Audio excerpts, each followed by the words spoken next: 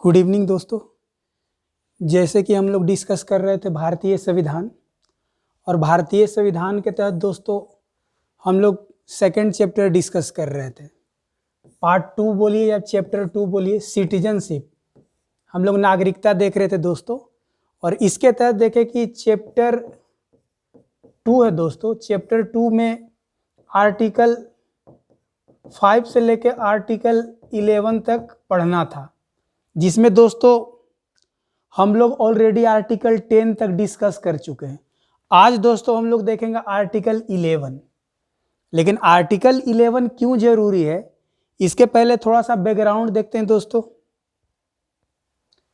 तो बैकग्राउंड दोस्तों देखेंगे तो सबसे पहले जैसे हमारा भारतीय संविधान है, तो भारतीय संविधान के तहत जो पार्ट 2 बोलिए या चैप्टर 2 बोलिए, सिटीजनशिप, जिसको नागरिकता बोलिए, तो दोस्तों इसमें देखें कि आर्टिकल 5 से लेकर आर्टिकल 11 था। तो इसमें थोड़ा सा बैकग्राउंड जानने का कोशिश करते हैं।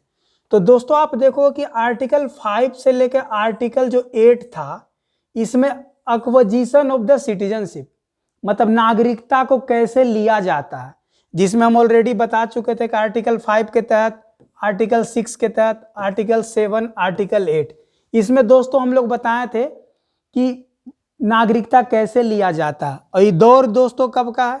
ये दौर है 26 जनवरी 1950। दोस्तों जब भारत आजाद हुआ था और पहली बार जब संविधान बना था, तो उस समय किसको किसको नागरिकता दिया जाएगा, ये किसमें डिस्कस था दोस्तों? तो आर्टिकल 5, आर्टिकल 6, आर्टिकल 7, आर्टिकल 8। लेकिन दोस्तों उसी समय आर्टिकल 9 और आर्टिकल 10, आर्टिकल 9 और article 10 termination of the citizenship है।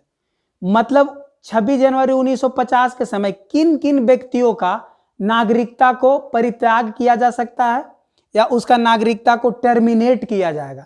तो दोस्तों आर्टिकल 9 और आर्टिकल 10 डिस्कस करता है। इसके बारे में भी दोस्तों हम लोग लास्ट क्लास में डिस्कस कर चुके हैं।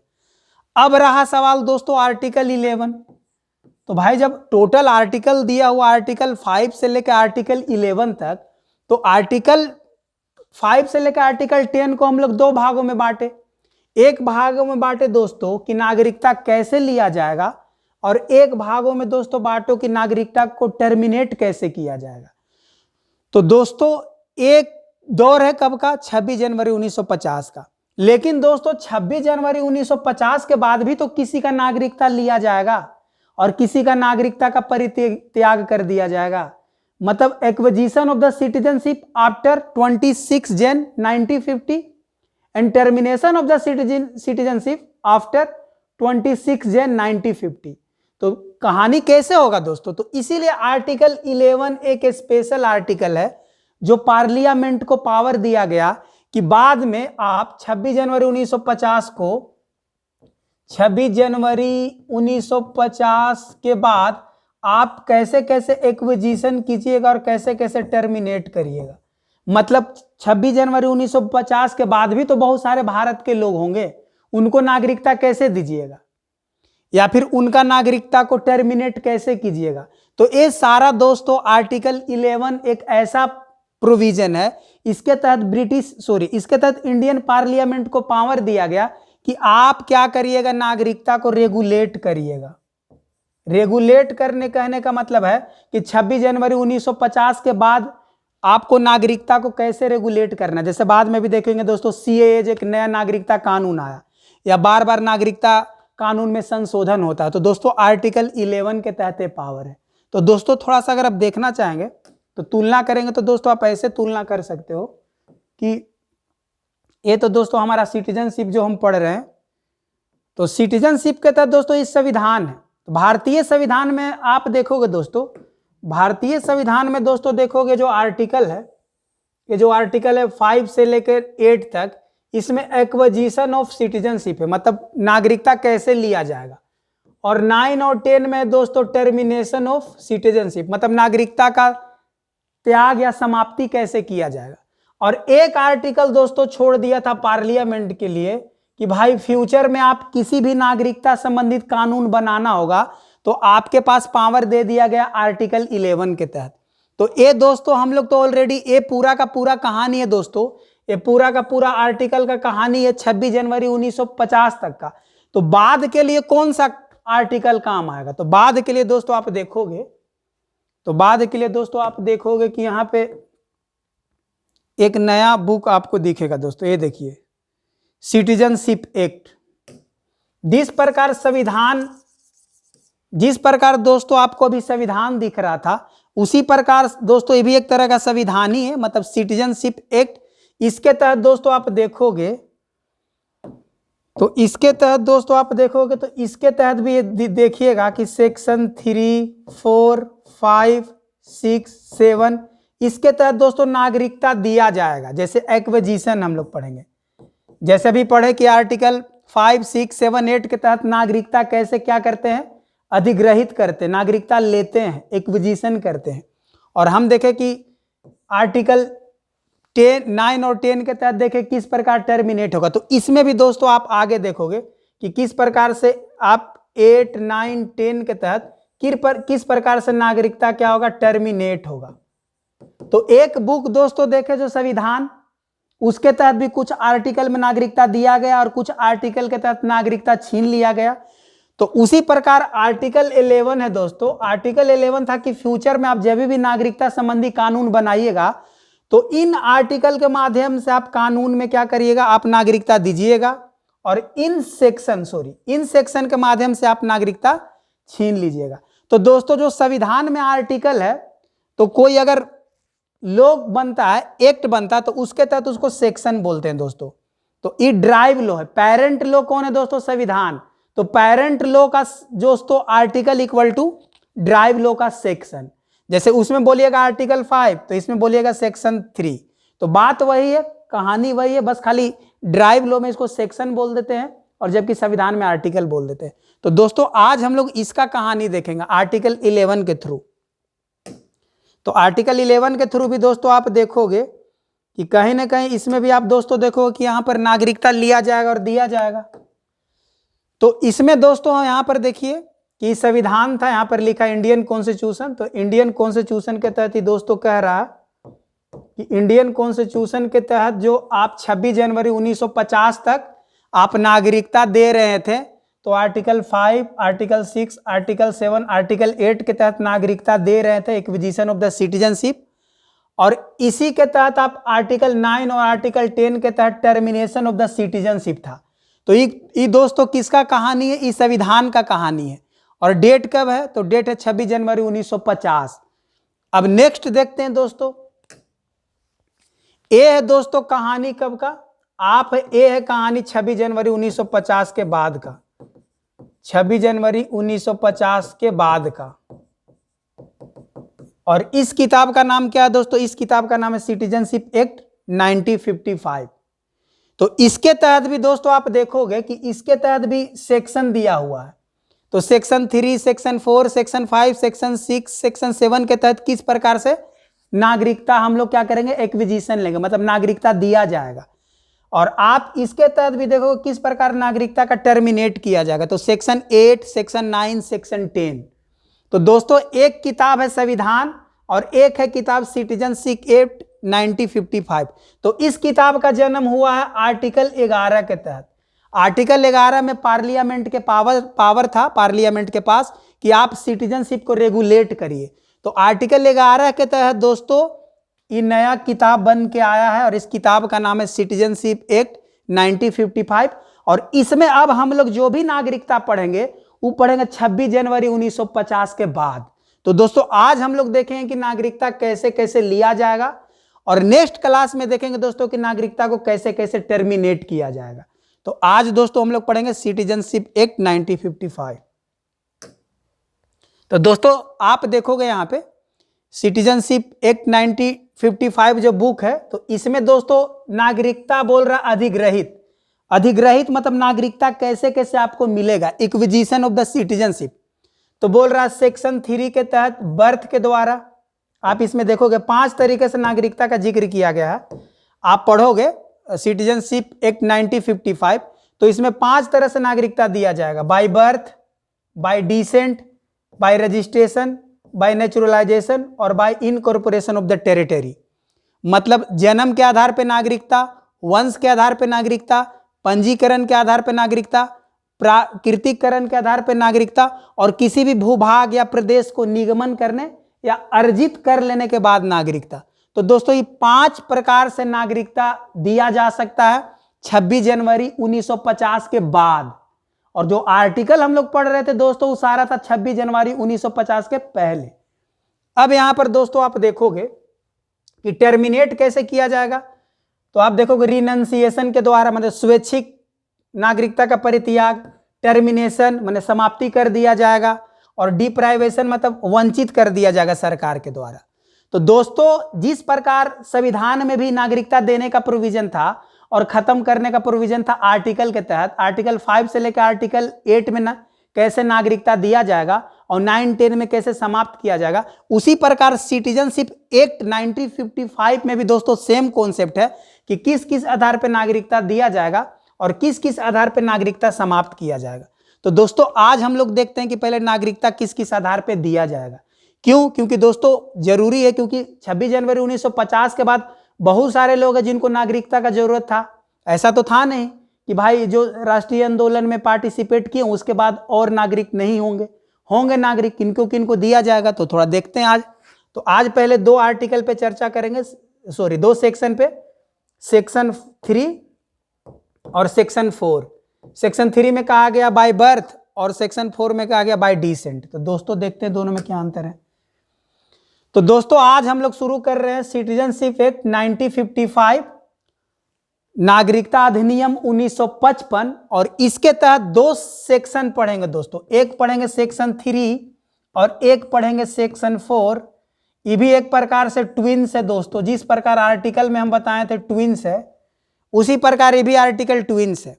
एक बोलता जन्म के आधार पर नागरिकता देंगे और एक बोलता डिसेंट के आधार पे। जन्म कहने का मतलब यहाँ पे लिख दिए जन्म, बर्थ के आधार पे, और ये हुआ वंश के आधार पे। तो दोस्तों पहले टेक्निकल अंतर समझिए सेक्शन 3 और सेक्शन 4 में। सिटीजनशिप एक्ट 1955 का सेक्शन 3 कहता है कि जन्म के आधार पे, बाय बर्थ के आधार पे कैसे नागरिकता मिलेगा, और सेक्शन 4 बोलता है डिसेंट, वंश के आधार पे कैसे मिलेगा। तो डायग्राम से क्लियर है दोस्तों कि भारत में देखिए, भारत का जो मैप है, भारत के अंदर कोई व्यक्ति का जन्म हो रहा है, आप देख रहे हैं कि भारत के अंदर है, जो भी व्यक्ति का डायग्राम दिखाया गया है तो इसमें दिखाया गया कि व्यक्ति भारत के अंदर जन्म ले रहा है। और दूसरे वाले आप देखोगे दोस्तों, दूसरे वाले डायग्राम में दिखाया गया है कि व्यक्ति भारत के बाहर जन्म ले रहा है। आप देख सकते हो दोस्तों, व्यक्ति भारत के बाहर जन्म ले रहा है। तो दोस्तों जो बाय बर्थ का बात है, तो बाय बर्थ कहने का मतलब कि जिसका जन्म इंडिया में हुआ हो, और एक बोलता डिसेंट मतलब जिसका जन्म इंडिया से बाहर हुआ हो। तो दोनों को भारत का नागरिकता दिया जाएगा, एक जन्म के आधार पे दिया जाएगा और एक डिसेंट के आधार पे, मतलब वंश के आधार पे। तो दोस्तों सबसे पहले भी देखते हैं कि जन्म के आधार पे कैसे नागरिकता दिया जाएगा, फिर देखें कि वंश के आधार पे कैसे नागरिकता दिया। लेकिन ये टेक्निकल पॉइंट को याद रखिएगा, एक भारत के अंदर जन्म ले रहा और एक भारत के बाहर जन्म ले रहा, ये दोनों पॉइंट को ध्यान में रखिएगा। तो सबसे पहले देखते हैं section 3 bye birth. By birth के हिसाब से देखते हैं कि बाय बर्थ के हिसाब से कैसे नागरिकता मिलेगा। तो दोस्तों इसमें कहा गया है कि 26 जनवरी 1950 से 1 जुलाई 1987 तक नाइदर ऑफ पेरेंट, अगर आपका कोई भी पेरेंट भारतीय ना हो फिर भी जन्म से आपको क्या मिल जाता, नागरिकता। ऐसे समझिए दोस्तों कि मान ले आप यहां पर समझिए कि कोई ताजमहल देखने के लिए आया है, इसको ऐसे कहानी को समझिए दोस्तों कि मान ले कोई ताजमहल देखने के लिए कोई विदेशी इंडिया में आया है, मान के चलिए रोनाल्डो हो गया, मेसी हो गया, या फिर ब्रेन लारा हो गया, कोई भी क्रिकेटर या कोई हीरो हो गया। तो दोस्तों कोई भी अगर यहां पर इंडिया में आया, डोनाल्ड ट्रंप ही आया, तो कहने का मतलब था यहां दोस्तों कि अगर कोई भी इंडिया में मान ले ताजमहल देखने के लिए आया है और अगर उस दौरान कोई फॉरेनर हो, उसका बच्चा अगर इंडिया में जन्म ले लेता है तो दोस्तों उसको नागरिकता दे दिया जाता। यहां पर लिखा नाइदर ऑफ पेरेंट, चाहे उसके माता पिता भारतीय हो या ना हो, कोई लेना देना नहीं था। तो दोस्तों जन्म से देखिए कि इससे क्या होगा, अगर इसको संसद रेगुलेट नहीं करता तो प्रॉब्लम तो होगा ही। तो जन्म कहने का मतलब था कि सिर्फ आप इंडिया में आए और इंडिया में कोई भी जन्म ले लिया तो समझिए कि उसको नागरिकता दे दिया जाता। तो ये कब तक था दोस्तों, तो आप देखिएगा 26 जनवरी 1950 के बाद से लेके 1 जुलाई 1987 तक का ही प्रोविजन था। आप देखोगे क्यों, क्योंकि 26 जनवरी के बाद तो भाई जो भी नागरिकता मिलेगा वो तो किससे मिलेगा, किससे मिलेगा, सिटीजनशिप एक्ट 1955, क्योंकि इसके पहले जो नागरिकता था वो संविधान के तहत था। अब संविधान के बाद बोला गया कि 26 जनवरी 1950 से लेके 1 जुलाई दोस्तों 1 जुलाई 1987 तक अगर कोई भी इंडिया में जन्म ले रहा हो, भले उसके माता कोई भी parent, neither of his parent are Indian, it means that any person born in India neither of his parent are Indian. अगर कोई भी व्यक्ति इंडिया में जन्म लेता है और उसका कोई भी पेरेंट इंडियन ना हो, फिर भी भारत का नागरिकता मिल जाएगा। कहने का मतलब एग्जाम्पल हम क्या दिए दोस्तों, अगर रोनाल्डो अपने वाइफ के साथ इंडिया आएगा मैच देखने के लिए, क्रिकेट मैच, और विराट कोहली उसको इनवाइट किया है और अचानक ताजमहल देखने गया, उसका कोई बच्चा जन्म ले लिया, तो दोस्तों रोनाल्डो का बच्चा अगर इंडिया में जन्म ले लेता तो उसको नागरिकता मिल जाता। कब तक? 1 जुलाई 1987 के पहले तक।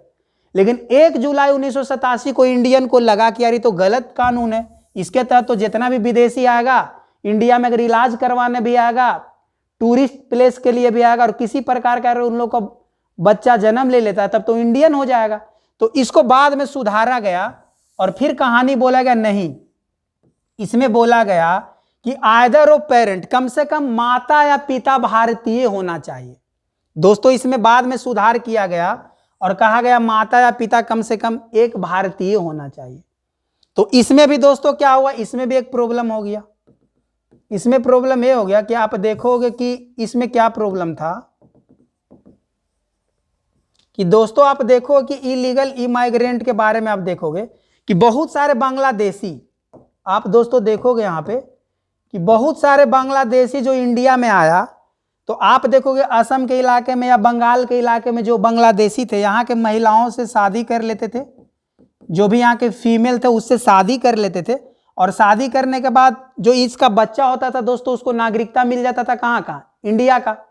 तो इस तरह बहुत सारे इलीगल माइग्रेंट इंडिया में आते थे, पाकिस्तान से या फिर आप दोस्तों देखोगे बांग्लादेश से, भूटान से, नेपाल से, कोई भी अगर आएगा भारतीय महिलाओं के साथ अगर वैवाहिक संबंध बनाया तो उसके बच्चे को दोस्तों क्या होता था, नागरिकता मिल जाता था।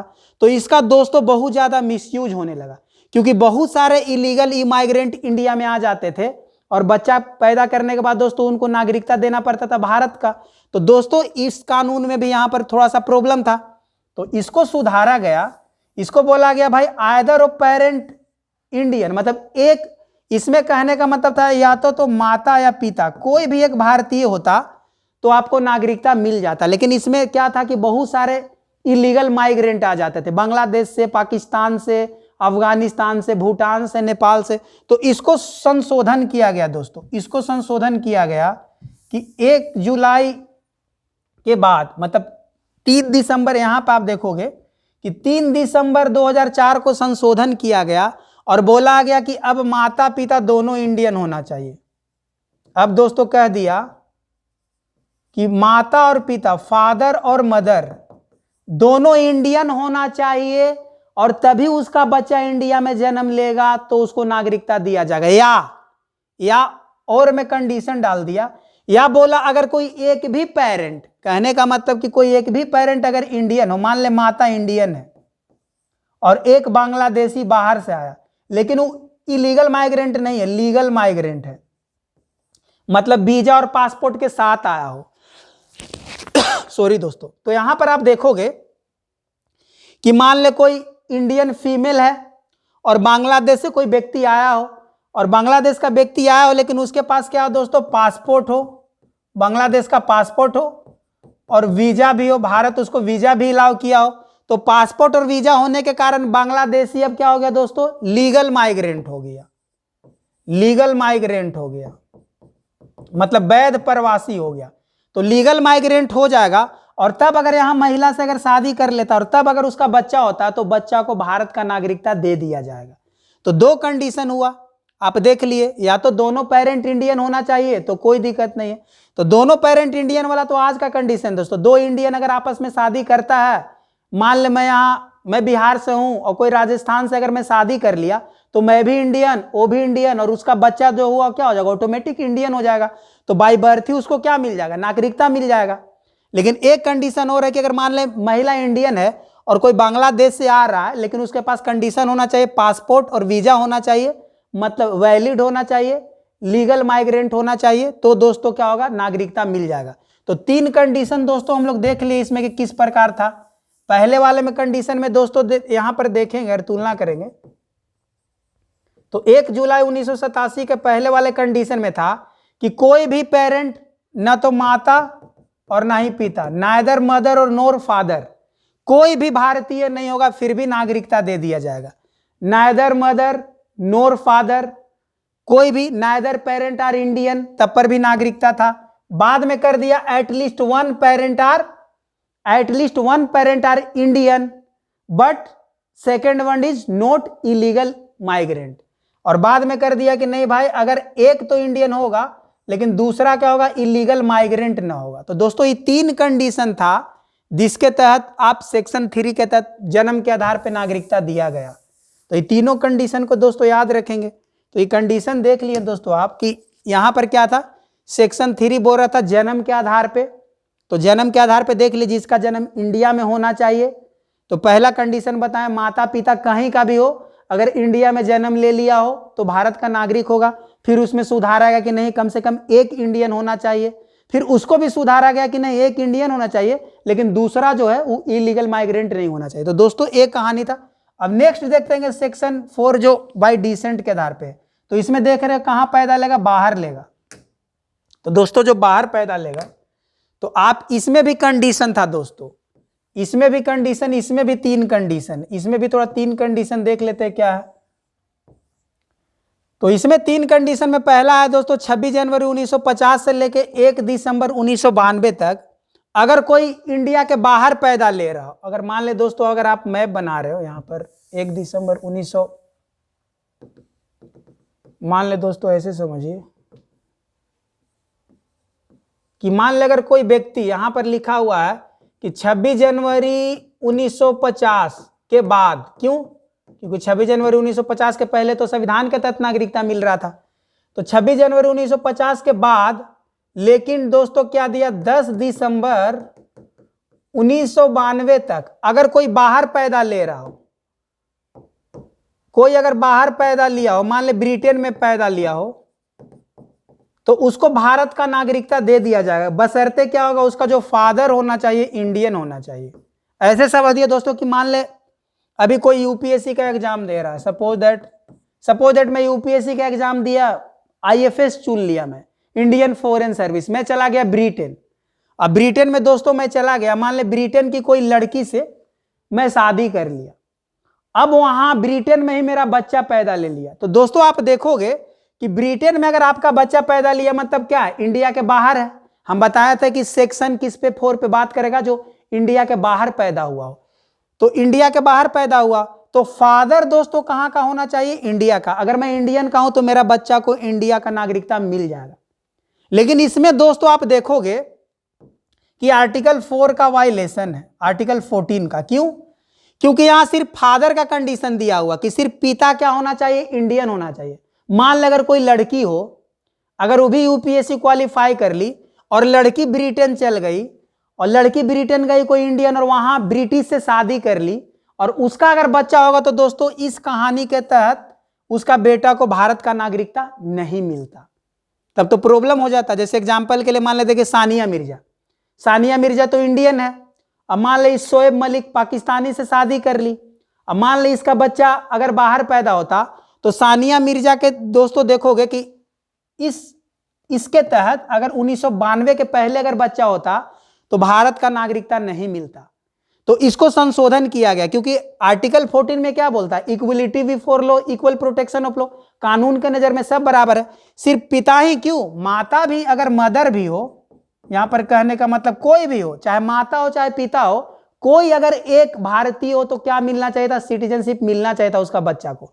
तो डिसेंट के आधार पे देखो दोस्तों, वंश के आधार पे, तो पहला वाला में दोस्तों गलती था। पहला वाला बोल रहा था 26 जनवरी 1950 से लेकर 10 दिसंबर 1992 तक जो सिर्फ फादर ही इंडियन होना चाहिए, जो कि गलत था। क्यों? क्योंकि दोस्तों आप लड़की लोग भी तो यूपीएससी क्वालिफाई करके एम्बेसी कॉन्सुलेट बन सकती है, एम्बेसडर बन सकती, बाहर जा सकती है, तो उनका बच्चा को कैसे दिया जाएगा? तो इसको सुधारा गया दोस्तों।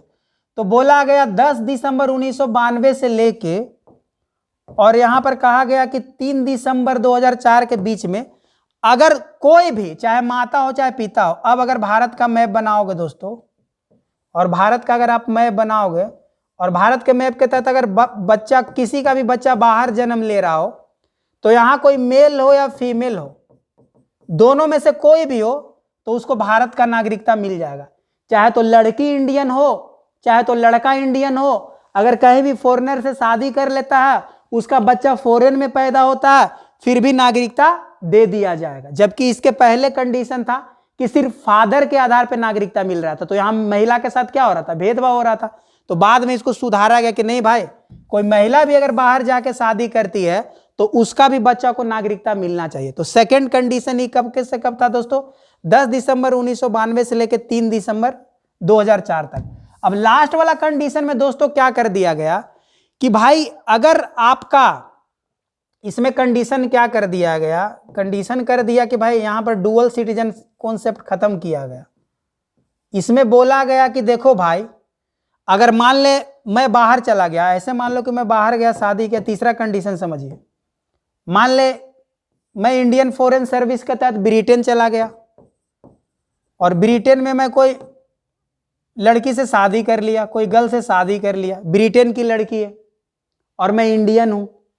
वहां शादी करने के बाद अगर मेरा बच्चा जन्म लेता है दोस्तों, तो आप देखो कि मैं तो इंडियन हूं और मेरी जो वाइफ है वो तो ब्रिटिश है, लेकिन इसका बच्चा अगर चाहेगा तो इसको तो भारत का नागरिकता मिल सकता है, चाहे फादर हो चाहे मदर हो। बाद में तो संशोधन कर दिया गया था, लेकिन अब कंडीशन डाल गया कि भाई इस बच्चा जो है ब्रिटेन का पासपोर्ट होल्ड नहीं करना चाहिए। कहने का मतलब कि अगर आपका बच्चा ब्रिटेन का नागरिकता ले लिया है तो आपको फिर आपका बच्चा को इंडियन का नागरिकता नहीं दिया जाएगा। तो इसमें कंडीशन डाल दिया कि ठीक है, इसमें कंडीशन डाल दिया कि माइनर है passport of other country, minor के पास नोट है पासपोर्ट ऑफ अदर कंट्री, मतलब जो बच्चा है उसके पास किसी दूसरे देश का पासपोर्ट नहीं होना चाहिए। और साथ ही साथ इसमें कंडीशन ये है दोस्तों कि अगर मेरा बच्चा बाहर जन्म लिया है, मान लें मैं ब्रिटेन में हूं, तो ब्रिटेन के एम्बेसी में ही जाके हमको रजिस्टर करना होगा कि भाई ये जो मेरा बेटा है 1 साल के अंदर ही कि भारत का नागरिकता लेना चाहता है। तो दोस्तों अगर इंडिया का एम्बेसी कहाँ होगा, आप तो जान रहे, मान लें इंडिया का एम्बेसी ब्रिटेन में होगा, तो इस एम्बेसी में हम जाएंगे, कोई कॉन्सुलेट होगा या कोई डिप्लोमेट होगा, तो हम वहां रजिस्टर करवा देंगे कि भाई जो मेरा बेटा है वो इंडिया का ही नागरिकता लेगा। तो दोस्तों आपको अब रजिस्ट्रेशन करवाना पड़ेगा। क्यों? क्योंकि अगर ये ब्रिटेन का नागरिकता ले लिया होगा आपका बच्चा, या ब्रिटेन का पासपोर्ट होल्ड किया होगा, तो फिर इसको इंडिया का नागरिकता नहीं मिलेगा। तो दोस्तों डिसेंट के आधार पर भी 3 कहानी आपको समझ में आ गया कि डिसेंट के आधार पर 3 कहानी क्या था। अब दोस्तों देखेंगे इसमें चौथा कहानी है दोस्तों कि नेचुरलाइजेशन, और तीसरा कहानी है आपका दोस्तों रजिस्ट्रेशन के थ्रू बाय पंजीकरण, और चौथा नेचुरलाइजेशन, और अंतिम है दोस्तों एक्विजिशन ऑफ द टेरिटरी या फिर incorporation of the other territory. तो दोस्तों एक और देखते हैं, सेक्शन 7 देखते हैं। सेक्शन 7 बोलता है इनकॉर्पोरेशन ऑफ टेरिटरी या फिर निगमन अर्जित भूभाग। ये दोस्तों इसलिए देख रहे हैं, बाकी हम लोग सेक्शन 5 और सेक्शन 6 नेक्स्ट लेक्चर में देखेंगे। आज इसको देखते हैं कि क्या कहना चाहता। सेक्शन 6 बोलता है दोस्तों, सेक्शन 7 बोलता है कि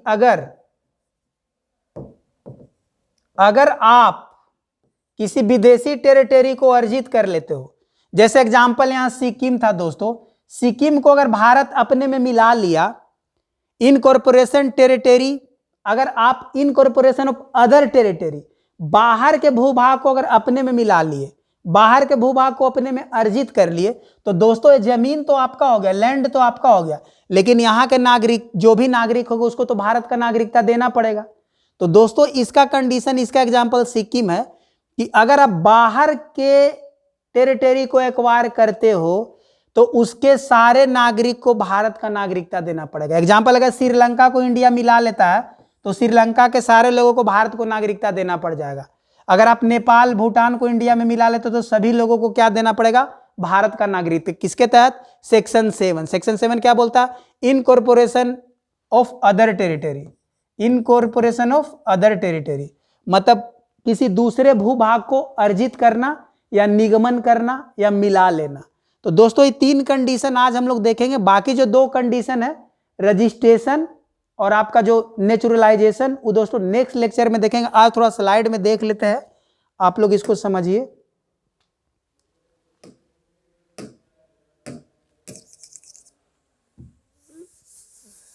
स्लाइड के तहत दोस्तों आप देखोगे तो यहाँ पर आपको हम बताएं कि अभी हम लोग समझाएं कि क्या पढ़ रहे थे। तो हम लोग दोस्तों देखे कि 2 तरह का नागरिकता था।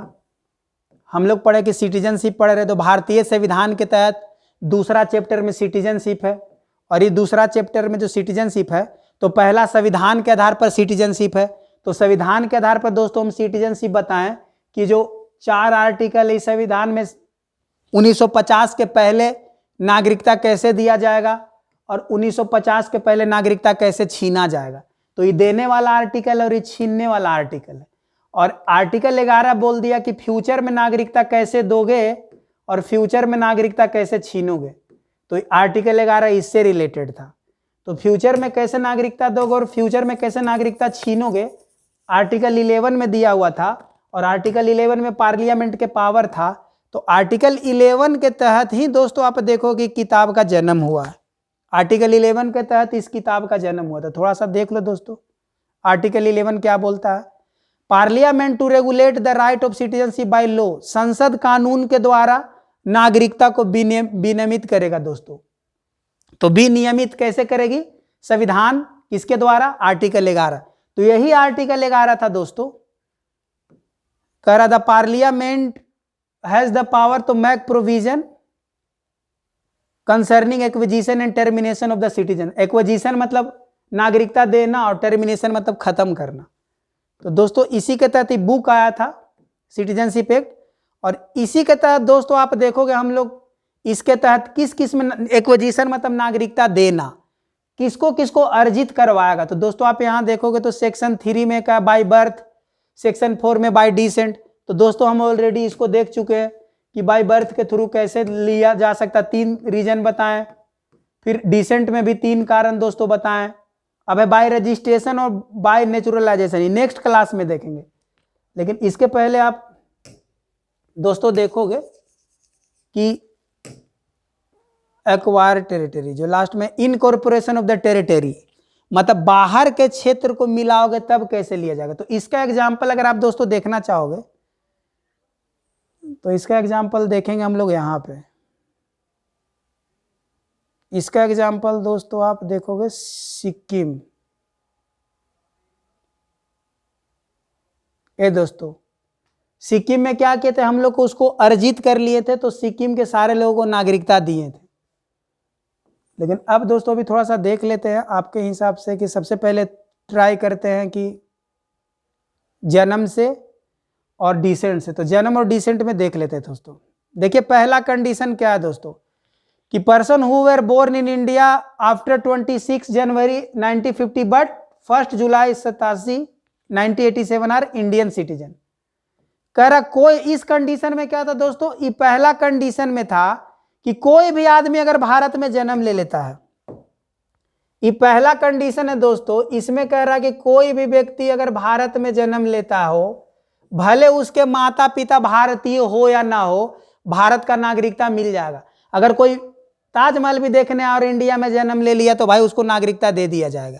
ये कब तक ऐसा था? 1987 तक, 1987, जो कि गलत था दोस्तों। तो इसको सुधारे, हम लोग सुधार किए हैं। अब इसको सुधार कैसे किए दोस्तों? आप यहां देखो तो इसको आप दोस्तों देखोगे कि हम लोग इसको सुधार किए कि नहीं, अब कम से कम उसके माता या पिता का क्या दोस्तों होना चाहिए? भारत का नागरिकता होना चाहिए। कम से कम एक पेरेंट होना चाहिए। यही दोस्तों कह रहा है यहां पर आप देखोगे कि a person after between July 1987 and before 3 December either of parent दोस्तों क्या होना चाहिए? इंडियन होना चाहिए। भले ही उसके माता पिता की राष्ट्रीय कुछ भी हो, पहले वाले के लिए था। लेकिन दूसरे वाले के लिए दोस्तों कम से कम एक पेरेंट क्या होना चाहिए, आप देखो कम से कम एक पेरेंट इंडियन होना चाहिए दोस्तों। तो इसके बाद क्या होगा दोस्तों, तीसरा कंडीशन में क्या था दोस्तों, तीसरा कंडीशन में हम लोग देखे थे कि कम से कम एक तो भारतीय होगा और दूसरा इलीगल इमाइग्रेंट नहीं होगा, मतलब दूसरा भी क्या होना चाहिए, वैध होना चाहिए। तो दोस्तों यहां पर देखोगे ये लिखा हुआ, ये both parent are Indian citizen, और दोनों इंडियन होना चाहिए, या नहीं तो कम से कम एक पेरेंट अगर इंडियन हो। किसका एग्जाम्पल था दोस्तों, हम बताए थे कि मान ले कोई महिला इंडियन महिला है, हम बताए थे दोस्तों कि कोई इंडियन महिला है, और इंडियन महिला के तहत अगर कोई बांग्लादेशी आके शादी कर लिया हो, तो बांग्लादेशी आके शादी कर लिया हो तो बच्चा तभी भारत का नागरिकता लेगा। जो बांग्लादेशी है उसके पास पासपोर्ट होना चाहिए और भारत का वीजा होना चाहिए, मतलब वो लीगल होना चाहिए। अगर घुसपैठिया आ गया है, इलीगल तरीके से आ गया है और यहाँ के महिलाओं के साथ शादी करके अगर बच्चा पैदा किया हो, तो उसका बच्चा को भारत का नागरिकता नहीं दिया जाएगा। तो दोस्तों यही सेकेंड कंडीशन था। तो दोस्तों आप देख रहे हो सेकेंड वाले पॉइंट में कैसे आप, ये सेकेंड वाला था दोस्तों, इसको तो बाद में देखेंगे, ये अलग से समझाएंगे। अब डिसेंट के आधार पर, डिसेंट के आधार पर दोस्तों बोले कि पहले वाले कंडीशन में था कि सिर्फ पिता, यहां पर हम बताएं अगर हम ब्रिटेन चले गए और ब्रिटेन की लड़की से शादी कर लिए और बच्चा होगा तो मेरा यहाँ भारत का नागरिकता होगा। लेकिन कोई महिला अगर कोई इंडियन अगर विदेशी से शादी कर लेती तो नहीं मिलता। तो इसको चेंज किया गया, पहला वाला को चेंज किया गया। पहले वाले में बोला था सिर्फ फादर, बाद में बोला नहीं, यहां पर दोस्तों लिख रहा हूं only father, violation of equality, concept of patriarchy society. तो बाद में इसको चेंज किए दोस्तों हम लोग, और बोले नहीं भाई कम से कम दोनों में से कोई भी। यहां पर दोस्तों देखोगे उसके माता उसके जन्म के समय में भारत के नागरिक है, लेकिन बाद में दोस्तों आप देखोगे a person born outside India और आफ्टर इतना इतना, तो बोथ में क्या होना चाहिए दोस्तों, आप देखोगे यहां पर कंडीशन में कि his her parent was citizen of India by birth. कोई भी पेरेंट चाहे माता और पिता, तो दोस्तों फॉलो बाय इक्वलिटी, बाद में इक्वलिटी किया गया। तो दोस्तों अब कोई भी अगर जन्म लेता है तो हो जाएगा। और तीसरा कंडीशन दोस्तों क्या था, तीसरा कंडीशन हम बताए थे कि अगर हम ब्रिटेन में चले गए और ब्रिटेन की महिला से शादी कर लिए, तो जो मेरा बच्चा होगा वो बच्चा ब्रिटेन का पासपोर्ट होल्ड नहीं किया होगा, मतलब ब्रिटिश नागरिकता नहीं लिया होगा। और अगर मेरा बच्चा जन्म हुआ होगा तो मैं अपने एम्बेसी में, इंडिया एम्बेसी में आपको कॉन्सुलेट से या डिप्लोमेट से रजिस्ट्रेशन करवा देना होगा जन्म के 1 साल पहले कि हाँ ये जो मेरा बेटा है मैं इसको भारत का नागरिकता देने वाला हूं। तो दोस्तों ये तीसरा कंडीशन यही था। तो अगर भारत के बाहर दोस्तों यही कहानी लिखा हुआ है, पैदा हुआ हो, और अगर दोस्तों इसमें क्या होगा तो आपको 1 साल के अंदर भारतीय दूतावास में आपको पंजीकृत करवा के बोलना होगा कि भारत का नागरिक है। तो ये था दोस्तों 2 सेक्शन, सेक्शन 3, सेक्शन 4, और एक लास्ट सेक्शन बताएं एक्विजिशन। और बीच में जो दोस्तों बचेगा उसको कल हम लोग देखेंगे, क्योंकि वीडियो लंबा हो जाएगा दोस्तों, इसीलिए इसको यहां पर कर दिए। ये जो सेक्शन जो बोल रहा है दोस्तों, बाय इनकॉर्पोरेशन ऑफ टेरिटरी, प्रादेशिक निगमन या फिर विदेशी क्षेत्र को भारत में मिला लेना। सिक्किम को इंडिया मिला लिया था दोस्तों। If any territory become a part of India, the central government में और बाय नोटिफाई ऑफिशियल गजेट पे क्या करेगा दोस्तों, specify person who shall be citizen of India, मतलब कह रहा है कि भारत का उसको नागरिकता दे दिया जाएगा। यदि कोई विदेशी क्षेत्रों का आप अर्जित करते हैं तो वहां के लोगों को दोस्तों भारत का नागरिकता आपको देना पड़ेगा। तो ये दोस्तों इसका एग्जाम्पल में सिक्किम है। तो दोस्तों आज हमारा जो सिटीजनशिप जो एक्ट है इसका सेक्शन दोस्तों हम लोग 3 देख लिए, 2 जो बचा है नेक्स्ट क्लास में देखेंगे। अगर दोस्तों वीडियो अच्छा लगा तो चैनल को लाइक करिए, सब्सक्राइब करिए, कमेंट करिए, शेयर करिए। बहुत बहुत धन्यवाद दोस्तों।